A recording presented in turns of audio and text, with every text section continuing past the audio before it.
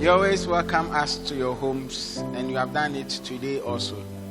Today we are going to look at something about Abraham in Genesis chapter 18 verse 1 to 10, but much emphasis will be placed on chapter 18 verse 2 and 3.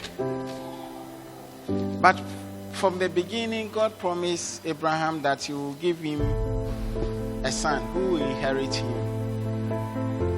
For so many years after the promise came, Abraham was not seeing anything.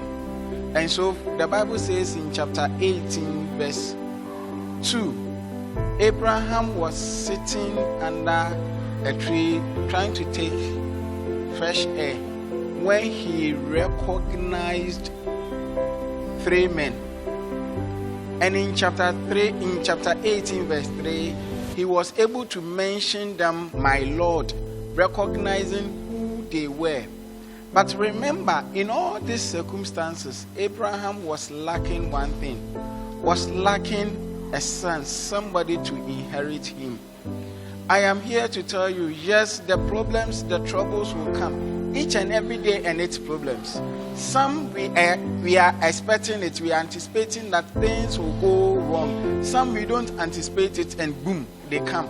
But in all this, the question is, do you recognize, did you identify, do you see God when you are in those difficulties? In this difficulty, I'm sure Abraham was sitting thinking about the promise God has given to him.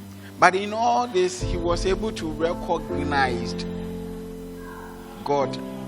And he addressed those men, my Lord. I want you to pause. In the midst of your problems, in the midst of your difficulty, and then see if you can identify God.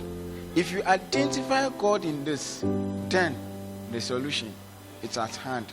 After everything was said and done, after Abraham welcoming them into his house, the message they left before they went was, a year by this time, the promise God gave you will come to fulfill.